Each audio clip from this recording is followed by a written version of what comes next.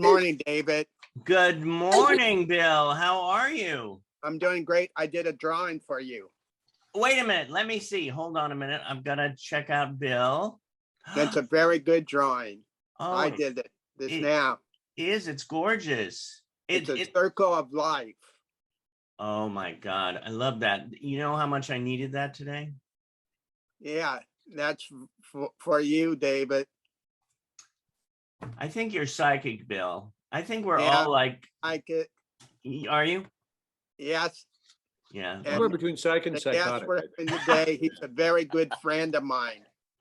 Well, I know you actually, it's exciting, Bill, because as you know, this amazing man who is on today is an incredible director.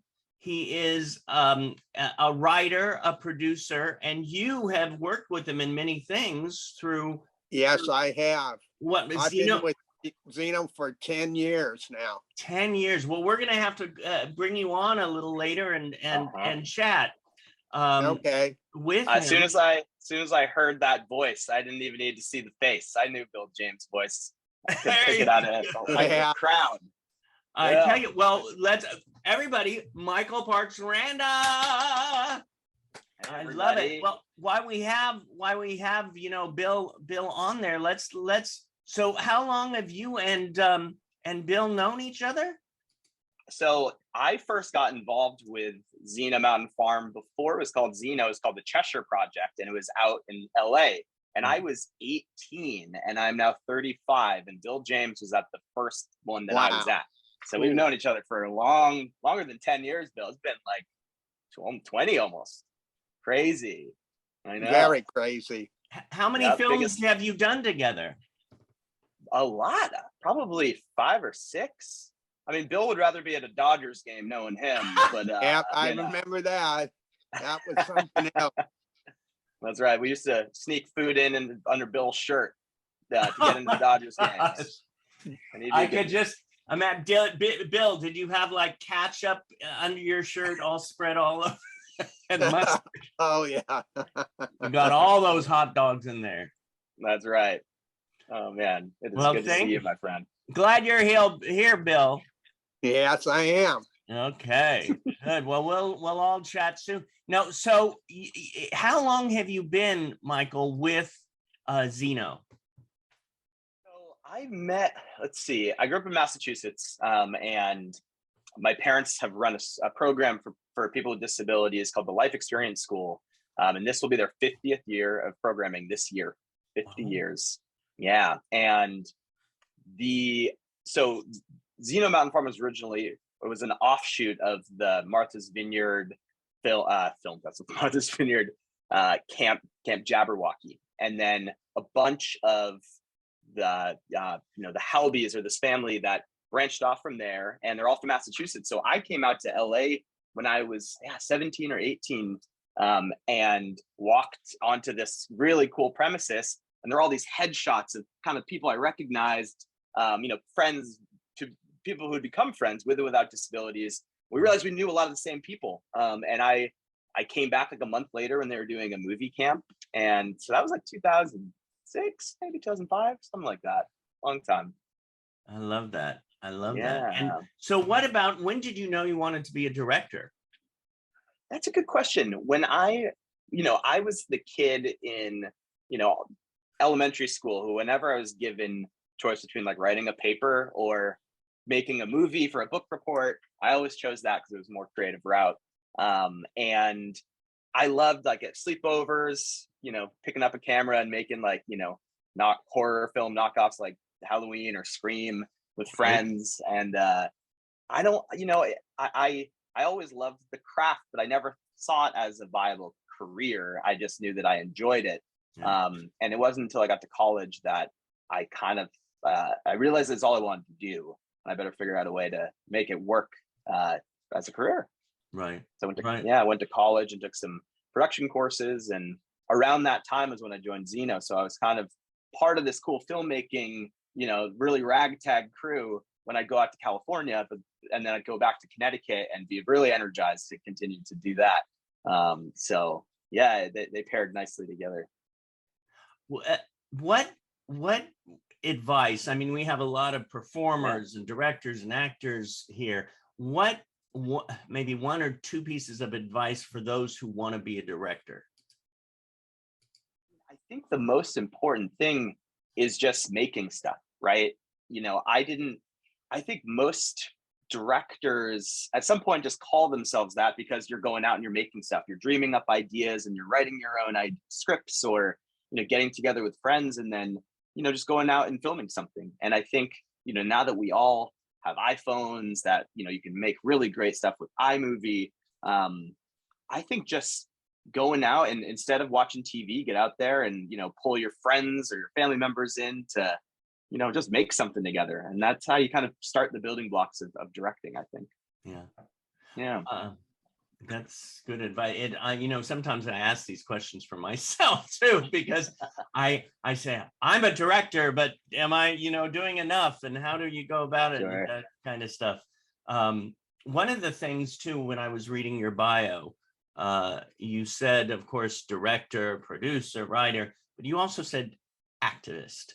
Define activist, and how do you see yourself in that position? So I grew up, both of my parents are activists. My dad actually was how he's came into working with, starting the school. He was a conscientious objector in Vietnam and was given basically a choice. He had to, continue with what he didn't believe in, which was, going to war and possibly having to use a gun. And instead he decided to be a teacher. And so he started the school, but his activism, the really aligned with the teachings of Dr. King and Bobby Kennedy. And so I grew up with my dad, constantly performing civil disobedience, or just anti-war activism, humanitarian activism, animal rights. And so, but I think the biggest thing that, growing up on this farm where my parents ran the school, I had so many friends with various needs and disabilities. I felt like through filmmaking, I could really continue their legacy, and, be an activist for inclusion in the film industry, in the music industry, and be able to kind of use the platform that I have to be able to advocate for a lot of my friends that are actors that don't get the same, that have, cerebral palsy or Down syndrome, whatever it may be, that they don't have the same level of opportunity. And so I felt like if there's no better, kind of place to put my efforts towards than, aligning with my friends who are such great actors and such, great editors, producers, and, just advocating for that inclusion is something that is near and dear to my heart. And I think that it's sort of been my North Star. And I hope to continue to expand on that. Well, it looks like, you what's so great about it is you incorporate it into your life. It is a part of your breath, so to say. Going back to, your youth, did you have a favorite movie or a TV show? I know that you mentioned that when you were growing up, instead of watching TV, you made films, but was there something that you latched onto? I mean, and you're right. I think another part of it of, honing your voice as a director is watching movies, becoming inspired by other filmmakers. I loved E.T. as a kid. I loved, a lot of Spielberg, although I'm terrified of great white sharks. I love Jaws. That was filming, when I would go to Martha's Vineyard, you could kind of see some of the places where they filmed parts of that movie. And I loved the Goonies. Like I growing up, I loved good adventure flicks. Right. Those were big ones for me, for sure. I love that. What about you, David? What were your favorite movies as a kid? I'm curious. Well, I have to say, I remember when you said that the first movie that I ever saw in a theater was Peter Pan. Walt Disney's Peter Pan. Yeah, right. So, I did love the cartoons, and I grew up one of my favorite movies is On a Clear Day, and it goes back to when I was talking about Bill about being psychic, but because it's all that plus that voice of Streisand. But I did love Peter Sellers too. He was so funny and I know, just a crack up. brilliant. And then of course Romper Room. Of course. But I see, I could talk about, I want to get to your film, Best Summer Ever, of course, which you were the director of, but I want to jump to one of your most recent ones, which was it's actually one of my favorite music videos of all time. I watched, the first time I watched it, I was like blown away by it all. And it's truly incredible. It's what's done is done. How did that come about? So for those in attendance here, I've directed music videos for a really long time. That's how I really got into the industry. And I over time, a lot of the process can essentially be a band will have a song or a singer will have a song and they want to make a music video for it. And they'll go out to a bunch of different directors. It could be 2, it could be 100. So if it's a really big artist, they'll go to a lot of directors. And you kind of listen to the song and you come up with some ideas. Maybe your idea is that it's very dance oriented and you want to have some choreography, or it could be a storyline that really resonates with the song. And I've directed countless music videos, but something that I could never really get off the ground was an inclusive music video. Right. And I think that was due to a failure of imagination, perhaps from some artists, or feeling like it wasn't, that they were maybe too scared to have a storyline where, perhaps there's love interest between, 2 people with disabilities, which, for us here, that's a normalized way of life and something that, we all feel is important to celebrate. And so I had this idea I've known Zach Sagan for years as well, actor from Peanut Butter Falcon. And I had initially pitched this idea to Ringo Starr. This was going to be a Ringo Starr music video back in March of 2020, which of course did not happen. So it didn't, and I'm kind of glad. I don't think it was the right song, but to his credit, he was kind of into the idea. And so, the pandemic happened. We all stay in our houses for a year, and the idea was still kicking around. And I've worked with this band, Delta Spirit, quite a few times. They're one of my favorite bands, and they're good friends. And they had loved Best Summer Ever, and they'd reached out to me about it. And the lead singer had worked at a camp for people with disabilities in, I think, Oslo, Norway. And he was like, it'd be really cool to do something inclusive, but we will take your lead on it. And I was like, well, I've got it ready to go. I've got Zach, who they of course loved. And I was like, I just need to find, his co-star. And I think I know who it is, Jamie Brewer, but I don't know her. And Zach's like, oh, I know Jamie. It's done. It's a done deal. So I get connected with Jamie, who's oh, really? Huh. Hey, you. Could that be Zach? Hey. And Jamie. I'm surprised. Have my. I just got chills. Oh my God, you guys. Welcome to Meet the Biz. I love it. Oh man. And I can see Shelly back there as well, I think. Hi, Shelly. Oh, yeah. Hey, Shelly. Oh, you're all blurred out. I can't tell. Is it Trish? I can't tell. Zach, Jamie. It's one of them. Hey. 2 of the greatest actors of our generation. I tell you. Oh my God, the chemistry of you 2 in that is amazing. I mean, Thank you. Right now, how did you come about? You said first got Zach, correct?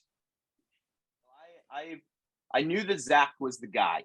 Yeah. And I knew that because I had this idea of I want to put someone in, I want this to be a multi-generational story. I want to put them in old people makeup and then have them as their youthful selves. Right. And I knew Zach would be down for that.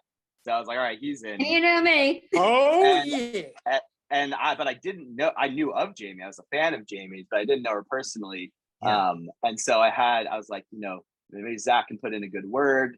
And, it rolled on from there. Jamie and I met and we did a fit. We met.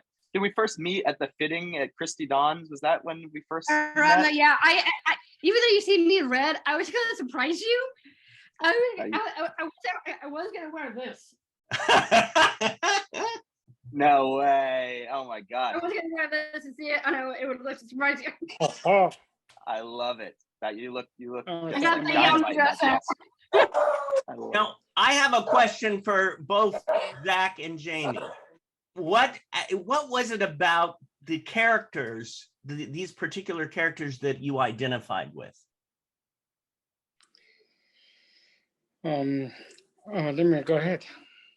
Either way, me or you, it doesn't matter. How about Jamie first? Ladies first. Yeah. Okay. For me, it's being the opposite Zach and knowing about him and meeting him, getting to know him really well. It's the chemistry of the two and the backstory of what we've developed while being there. And one of the many things I'm sure you asked Michael about is the transfer from old to young. Every single time, every single time when there was the transfer of both of them at once, Yeah. I had to zoom. I had to do a quick change in the car, pretty much. Mm-hmm. Yeah, we had Jamie.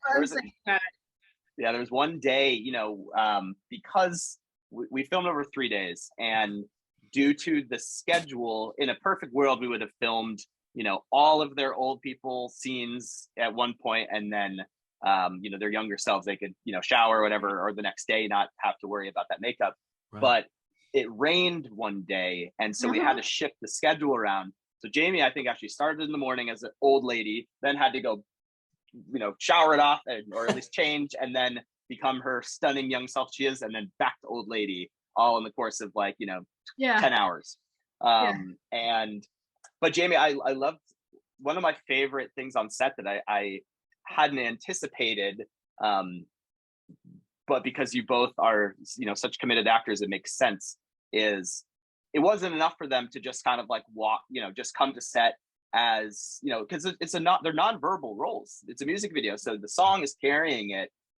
Everything is conveyed through emotion and their physical acting. So you don't, it's a 3-minute song.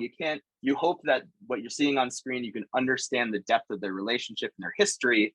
But Jamie and Zach created their own backstory, so they kind of knew, the bumps in the road in their relationship, maybe how they, how many children they had, even though you never saw them. And I thought that was really brilliant. So you all created this on set?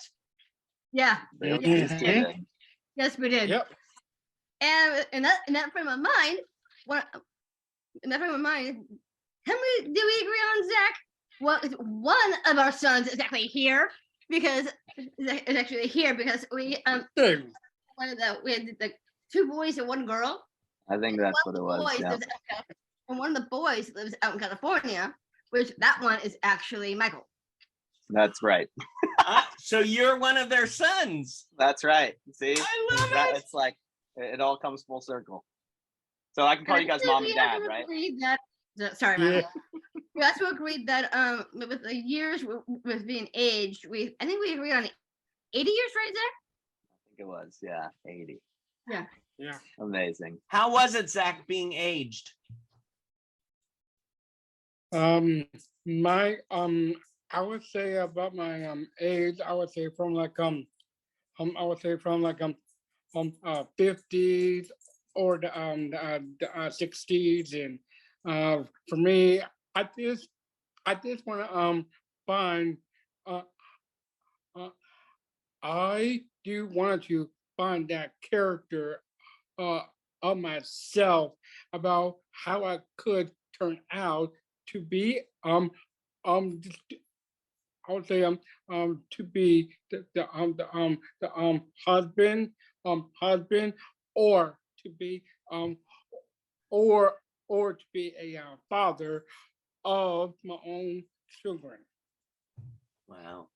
Well, what I love about it is you had such backstory, and it shows in that performance. All this time thinking what's done is done, wasting time thinking that you were the one. Yeah, all this time thinking what's done is done, wasting time thinking that you were the one. Yeah, all this time thinking what's done is done, wasting time thinking that you were the one. Yeah, all this time thinking what's done is done, what's done is done, what's done is done. Yeah, trying to unfold.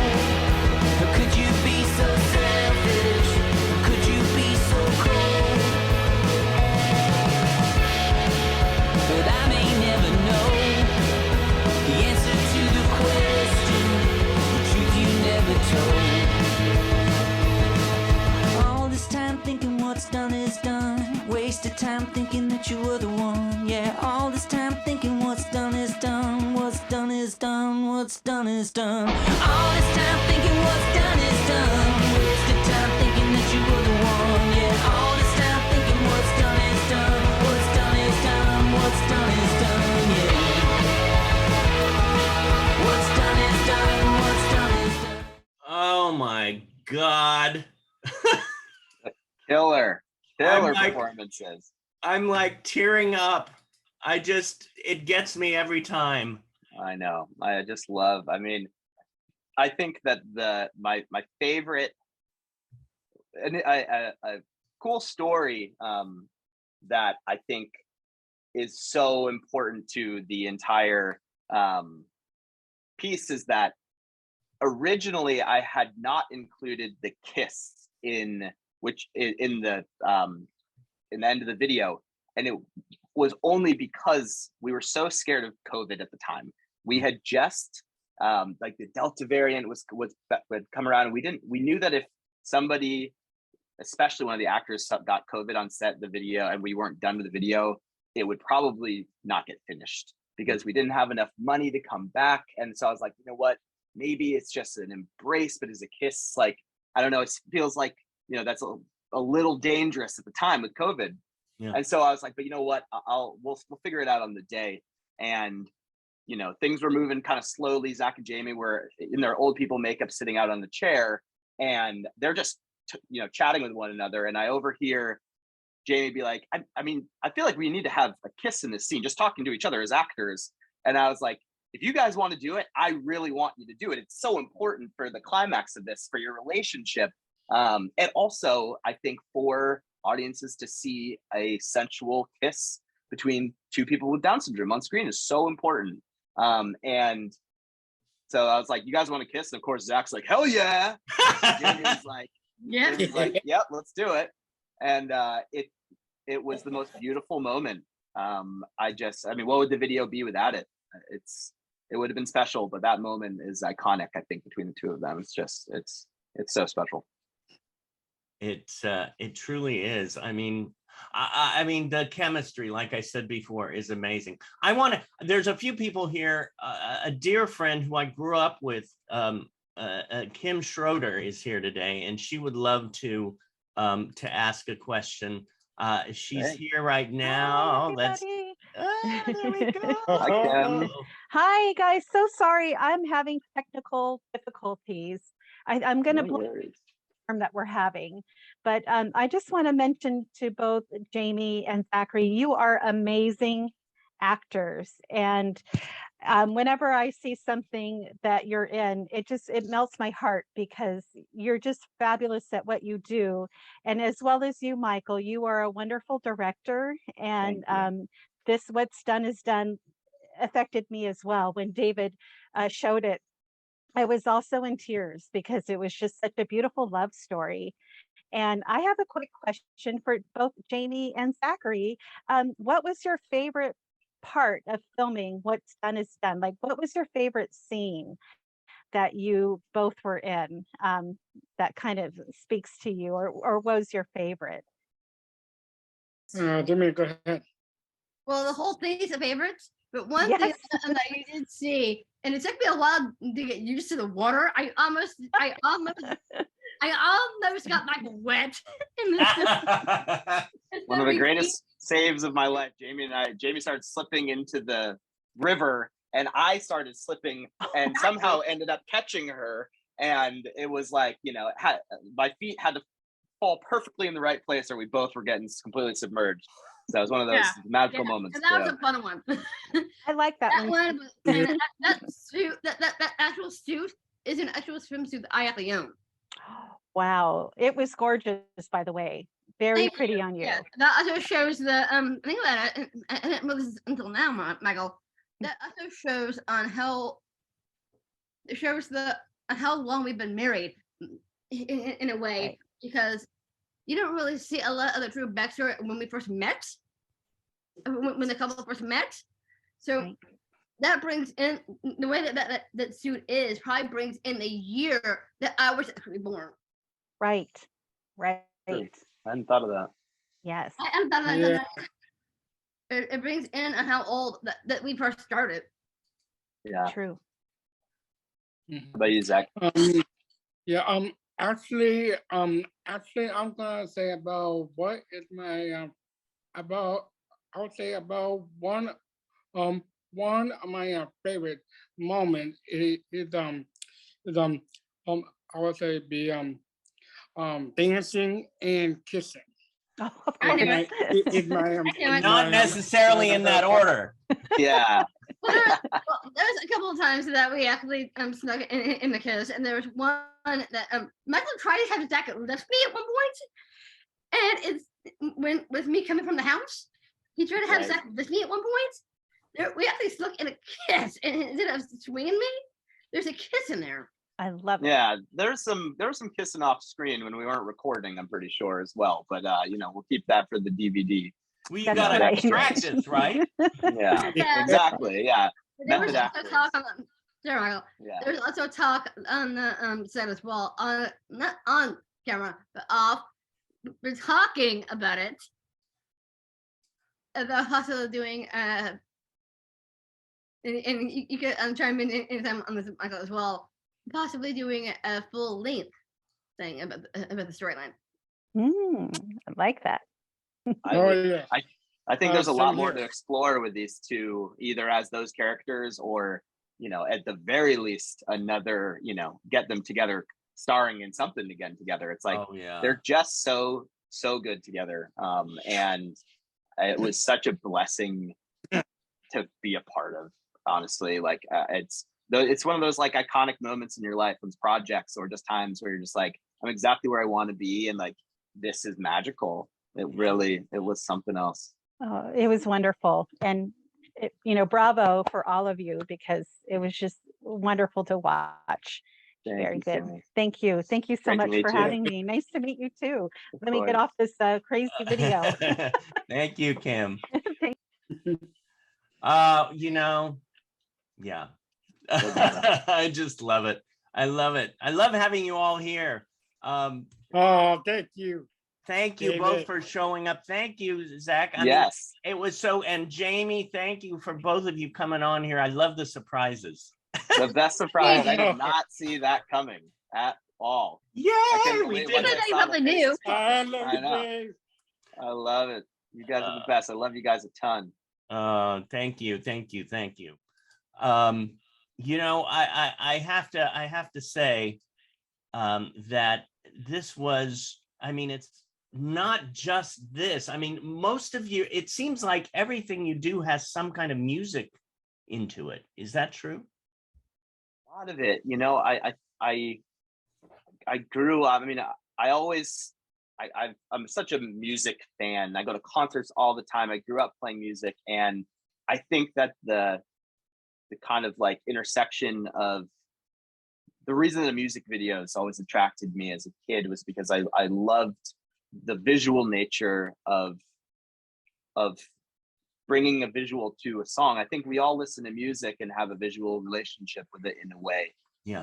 Whether it is, you know, a song that makes you think of this time in your life and you can remember, you know, it brings up memories.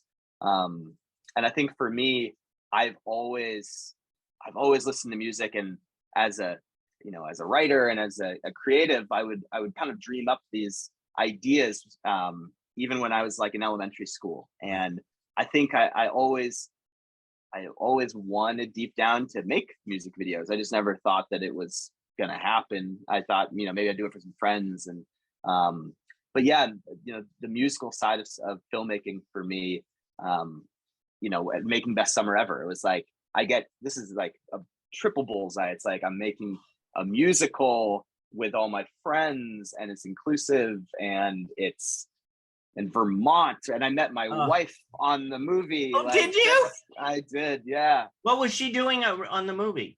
So she was, we had just missed each other at Zeno. So I had been there for, you know, I was working right out of college. I was doing Zeno a lot. And then as I started to, you know, work more in the field, I had to kind of step away, but would see, you know, a lot of us were living in Boston at the time. And so it was easy to come up to Vermont and visit camp for a day or two. But my wife, Julia, and I were just kind of passing ships in the night. So when we went to Vermont, where Zeno, their camp is, she was just, you know, basically part of the, you know, friends with and without disabilities that are just hanging out, that make up the camp. And she and I was directing the film, and we met there, and that was 2017, and that was the spark, you know, was lit right in the movie. So it's like there's such a romanticism to that time. Well, it's such a wonderful cool. movie. I mean, I'm thinking, and how it's interesting how the love brought you together, and then you made this love story next with, you know, with these two amazing actors. And you know, there's so many questions going through my mind now. You knew Zach for years, right? Because of Zeno. Mm-hmm. So yeah, I met Zach. You know, this was before he became a big movie star, Peanut Butter Falcon, but he was. I mean, it was so clear that he was going to become that, because he was acting in a lot of our Zeno short films. I loved him when he played the gunfighter. Oh my God, Bulletproof! He's unreal, the greatest villain, and I think that it wasn't the first movie that he had done with Zeno, but I think that was the one where everyone was like, "This dude's badass." Like, he's a really strong actor, and also has really got great comedic timing. And so Zach, you know, the reason, and Zach and I talk about this all the time, but the reason that Zach was only in Best Summer Ever as a minor role was because he was just filming Peanut Butter Falcon, and the timing didn't quite align. But he was going to be a much bigger role in the film, but scheduling conflicts got in the way. But yeah, known Zach for 10 years, maybe. Yeah, I know. 10 years. Definitely. So this was your directing debut for a feature film, correct? Yeah. Were you, you know, I'm putting myself in that spot. Were you nervous? I mean, it was a huge cast. I mean, I was watching the documentary that came with it, the Bigger Than Us. That's right. And I mean, I loved seeing how the film was made and how you incorporated, you know, behind and in front of the camera. I mean, over 90 people, not including the extras. How did you feel jumping into this? You know, I felt really confident in the musical numbers, because that's really where I felt like I had my, you know, a history of choreography and music videos, and, you know, I edit as well. So I can kind of, when I'm approaching a song, I can kind of envision all the pieces and the angles I'll need in order to keep it interesting and moving. But the narrative aspect of it, I was confident in, but didn't have as much experience. I mean, I directed commercials, and a lot of my music videos had narrative elements into it. But, you know, tackling a beast of a production like that, I was pretty green, you know, and definitely it was kind of trial by fire. But that was I think it was the perfect film to kind of cut my teeth in that realm, because it was a lot of friends, and there was a trust kind of already there. It wasn't like my first film is directing a $50 million Marvel movie or something. It was it felt like, okay, this is a bit grassroots. I know that I can make mistakes and learn from it in the moment, and we're all here with a common goal. That's why, the documentary is called Bigger Than Us, because, when you're making movies with friends, it gets intense. And there are times where things got really tricky, and we've got a tight deadline, and we're sleeping at Zeno, which we're used to when we're at Zeno, just like hanging with friends. But when you're, getting off set after 12 hours, I slept in the closet for 2 months, and that was kind of luxurious there, So we're all on top of one another. And so that's all good and all when you're, just having a summer camp together. But when you've got to get up for a 6 a.m. call time, and, you're shooting an overnight scene the next night, it can get tricky. But I think that for me, it was definitely, such a instrumental time to really trust that I was part of something that was so important, and there was kind of no room to fail. I kind of looked at it as like, this movie just existing is a win, but we also knew that we had to make it good. We had something to prove, especially for, the community. We wanted, if we made a film where, we didn't feel like the actors that don't get a seat at the table very often weren't represented properly, or it was, shoddy writing or whatever. We knew that we had to put every ounce of effort into making it. And I'm just grateful that I got to be part of it. It was really an incredible time. I just want to try to stay in one place for once. I can go to high school here. So what do you think, Tony? Is this the year? Could be. Tonight marks the start of a new season. We haven't won a homecoming game in 25 years. I'm ready to ride. Don't let us down. Introducing this year's homecoming queen. And you'll be my king. There's something off about this new girl. You have a boyfriend? Did meet a girl this summer. We had the most magical summer. Tell us how it all went down. I met a boy up in Vermont. She turned my whole world upside down. It sounds so familiar. Tell me more, tell me more. High school again. Time to sleep in class and meet my friends. Summer's gone and nothing has changed. What's going on? What are you doing here? What am I doing here? What are you doing here? I faked my resume to Lakeview, but I had to keep up the lie to get through the summer. I want the crown, and you're gonna help me get it. And what if I say no? Then I'll put these photos on blast. Dance camp, Tony? Have you ever once thought about what I might want? Tony. Leave behind the way he felt like home. The only love I'd ever known. How about we just go off somewhere together? We could be like Bonnie and Clyde. Wait, don't they die? You have to play. You've worked too hard to quit now. It's not that I don't like playing football. It's just not the only thing I'm passionate about. Say you want to dance? You're gonna prove it. Best summer ever. Best summer ever. I don't care which way it's up or down. Best summer ever.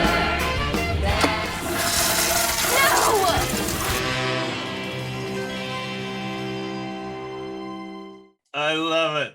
I love it. So fun. With Instacart, you can get wait, let's everything you need turn this one for that off. late. No, come on. Okay. I mean, watching the movie and watching the making of it, first of all, seeing Christine Bruno and Lawrence Carter Long in it. I know. Just like legendary people. I had never met either of them before they came to set, or casted them, but they're just brilliant. And Eileen Druva, and then you had a mix of, I know. We had some real A-list actors and just people, just some of the best people around. And we were really blessed. Well, and some of the, listening to what Lauren said, the story doesn't have to be about the person's disability. The story can just be the story, which I just thought, oh.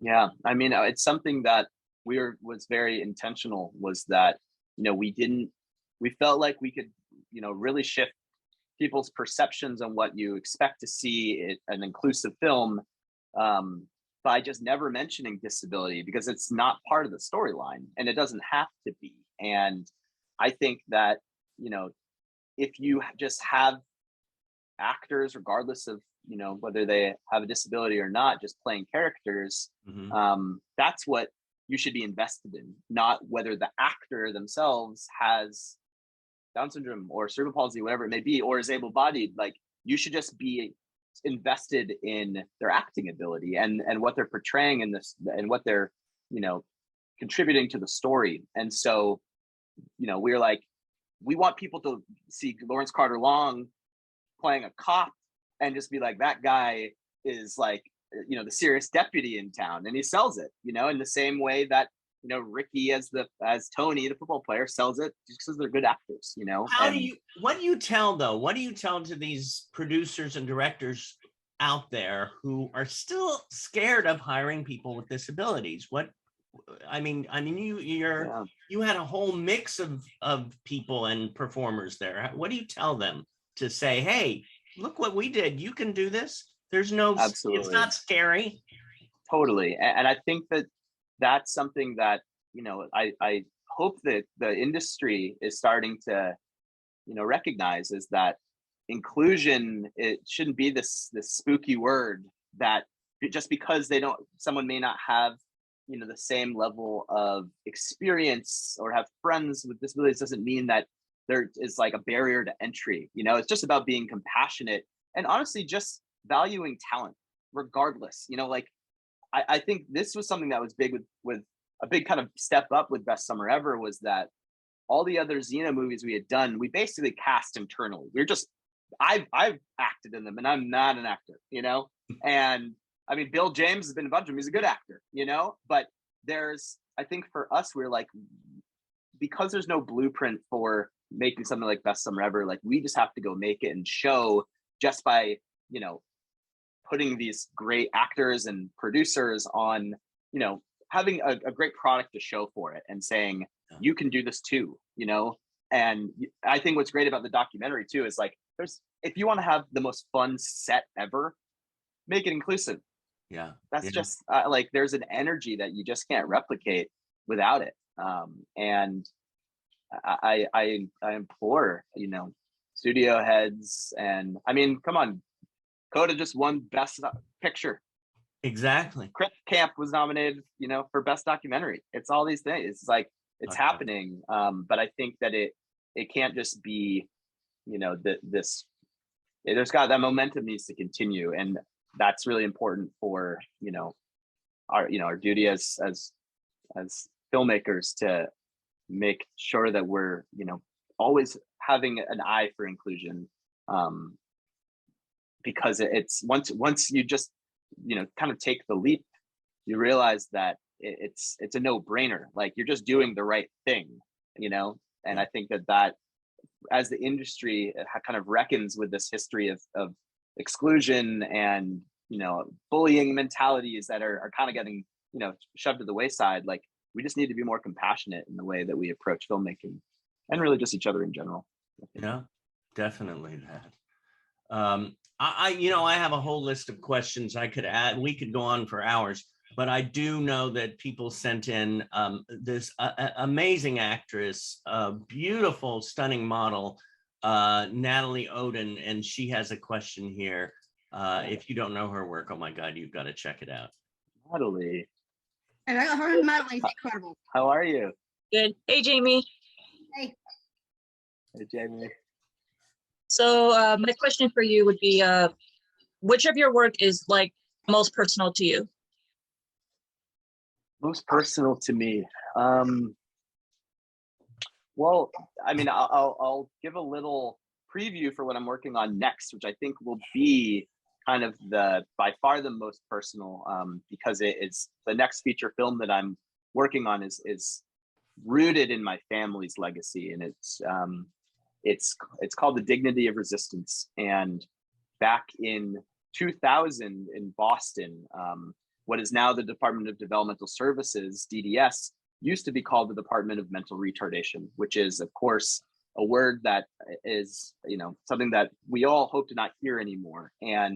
But for a long time, it was a clinical definition, and it's what the population was kind of, that word wasn't as taboo at the point in time, but in 2000, it definitely was. And so students at my parents' school and my mom and dad felt like they, someone needed to stand up and advocate for this name to be changed. And so they went through some creative means to try to get the name changed, but it then ended up kind of coming to a head. And a bunch of students from the school and my parents handcuffed themselves to the front gates of the State House in Boston, protesting the name DMR, and led to several arrests. And 7 years later, they changed the name in Massachusetts to the Department of Developmental Services. And so this is a movie that I'm, actively working on. I took a break for this, and it's like cleared my head in the best ways. It's like inspired me to have this conversation and talk about it. So much of the process is just like insular and writing and networking thing. But that's something I'm really inspired to tell. I think it's a civil rights story that really deserves to be told. And, it's so deeply personal because I lived through it. I mean, I remember this, I think I was in 7th grade and, got a call to the front office, like, your dad's in jail again, just let you know. And I was like, yeah, I figured he does that a lot for, his causes. So I'm excited for people to see the film. Thank you for the question. You're welcome. Yeah, I'm looking forward to that. Yeah. We have another person here. Julian Carrasco, are you there? Julian? Let's see. Yeah. There we go. Asked to start video. Here we go. Let's see. There he is. Yeah, I'm here. There he is. Okay. Hey, David. Hey. Julian. Hey. My question to you, how do you Sorry, I'm just saying I love your background. Thanks. Your video. I do that a lot. That's awesome. When I do that a lot, it helps me write more. I love that. Yeah. Cool. What brought you to write? I write myself too. You're a writer? Yeah. Is that what you said? Yeah. What are you writing? Do you write screenplays, short stories? Short stories. Yeah. Right now I'm working on a story of these superheroes. Nice. What kind of superheroes? What's their power? Like Marvel, and all the DC comics together. Whoa! So it's like a coming together of like Batman, Spider-Man, and like all those universes. Yeah. That you could be.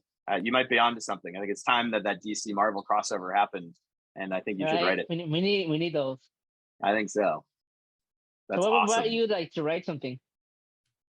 What do I like? Like, what do I like about directing? So you said? Yeah. What do you like about directing? I think directing gives me a chance to really work with a lot of different departments in filmmaking. So I get to kind of oversee and be part of a lot of, I get to kind of like check in on makeup and costume and make decisions based on, what I envision the character being. And oftentimes, actually almost every time, what I saw in my head, the costume designer comes up with something so much cooler than I had thought of. Or the hairstylist, I'd seen it one way, and then I see the actor in the chair and I'm like, oh my God, that's it. That's, so I get to learn a lot, which is awesome. Do you tell them like to make voices? Say it, make voices? Yeah, like funny voices? Like, do I make funny voices? Well, yeah, sometimes I do. Sometimes, after a long day, actors are getting a little tired. I got to come through and just, talk in my Boston accent and try to get them all hyped up. I grew up in Massachusetts, you got to drop your eyes. I love it. Thank you, Julian. Some good stuff. Great to meet you, man. Well, I think we have time for 2 more. I see that Luke Zimmerman's been waving his hand, And here he is, Mr. Luke Zimmerman. I like your last name. Thank you. Hey. You had the same last name too. I love that. What's How up, you Luke? doing? I'm good, man. How are you? Great. I heard that you're working with people who have Down syndrome too. But Okay. how it is to do a film, a music video who has Down syndrome? How is that for you? How is working with people with Down syndrome in music videos? Yes. Awesome. I mean, I think most of the people with Down syndrome I've met in my life are very musical, have a natural inclination for dancing. Not to generalize, but in my life, that's so many of the best dancers I know who can dance all night long are my friends with Down syndrome. And so when we're talking about, music videos where you're shooting for long hours and you need to keep the energy going, there's really no better population to be part of a music video than our Down syndrome crowd. They know how to cut a rug, that's for sure. What about you? Are you a dancer, Luke?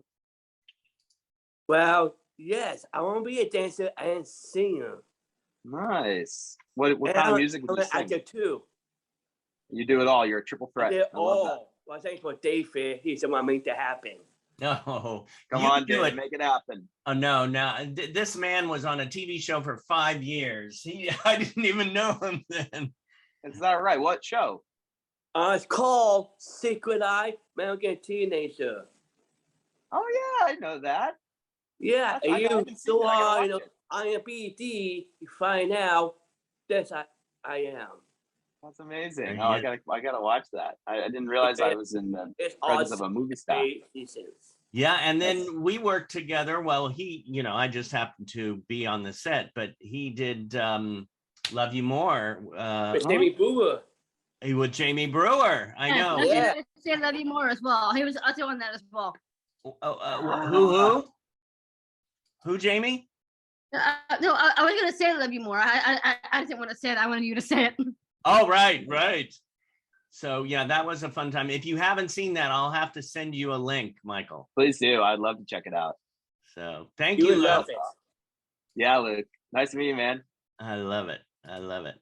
All right. Let's see who we have next. How are we doing on time? Okay, I see. Let's see. Let's do. Oh, I want to get so many people in. Let's do Lucas Zaleski because we have to get that music in there. You're both musicians. Yeah. I'm a true musician. What's up? I'm a true musician. And I compose music and pop. Yesterday, I did a DJ class with DJ Patrick at Spec Labs. How was it? How'd it go? Fantastic. Yeah. It was the best day of my life. That's so cool. How do I listen to your music? Is it, do you have like on SoundCloud? YouTube? It's going to be on YouTube and on SoundCloud too. So I'm going to post. Yeah, post it in because I'm gonna go for a drive later. I need some tunes to bump. Yes. Have to listen. Any questions to Michael, Lucas? What is the most success in your life? What's the most success in my life? Yes. That's a great question.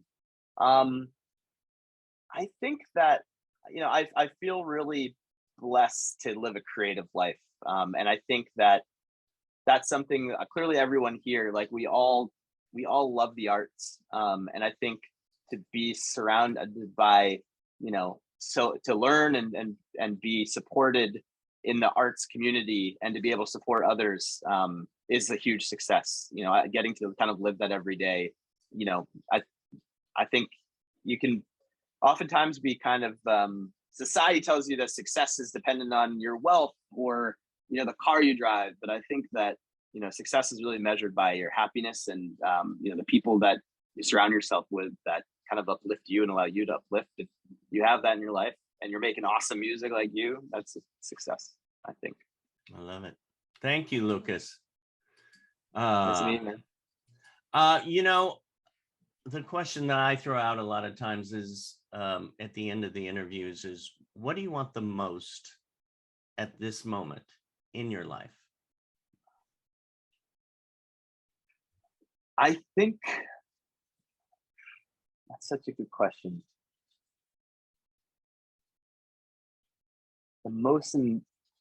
I think right now I'm pouring everything into this film, and I just want to make it. And my answer could change, tomorrow to something else, but I think it probably wouldn't. I think right now, like, this movie is so exciting, and I really just want to like fast forward to like being on set and having that energy, and having another like inclusive cast and crew, and to have an actor play my dad, and like have my dad be on set and all these things. Like, it's just like, I think as artists, we dream these things into reality, and so much work goes into bringing that to life. And I'm loving the process, and I just can't. I think I want it so badly to happen that I get impatient, but it's all part of the process. Part of the process. Yeah. Well, to round this lovely hour off, we'll just bring back our lovely friend Bill James, who's Right on. Bill James. Whoop, whoop. Bill Yeah. James. I love you, Mike. Oh yeah, I love Mike. you too, man. Yeah, tell Julia I said hello. I will. I text. She's in the house. I'm in my office garage. But I text her. I guess. Yeah. You don't believe it's on this Zoom. Bill James himself, Sir Bill James. Yep, I miss you. He said, And "No way." Jill too. Sir Bill Let's James. get together. We're all in LA, Bill. Let's get together. There you go. And of course, thank you, Jamie Brewer. Thank you, Jamie. Yeah, me. Queen James. Jamie Brewer. And You're of course, amazing director, Mike. Thank you, Bill. Zach You're welcome. Gotsagan. Zach Gotsagan. What up, dog? What a crew here. Thank you, Michael. Thank you, Michael. Maybe we'll Thank all you, do David. oh, my pleasure. This was a family affair here. Yeah. Oh, Yes, man. Michael, it was so wonderful to meet you, man. Thank you for being so Great generous to- with yeah. your time, and great to see all you guys here. And Michael, you're in the neighborhood. We should get together for coffee. I'll get your info Yes, from please. David, and let's hook up, and we'll get to know each other a little bit better. That would be great. I look forward to Awesome, it. man. I You're love it. awesome, John. You're awesome, Bill James. You are awesome, John. What a crowd.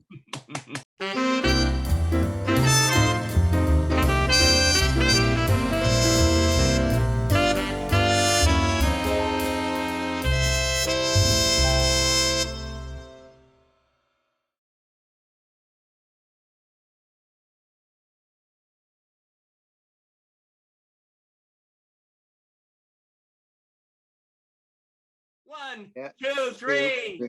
Best summer ever. You guys are awesome. Michael. Thank you for having me. Let's do it again sometime. I had so much fun.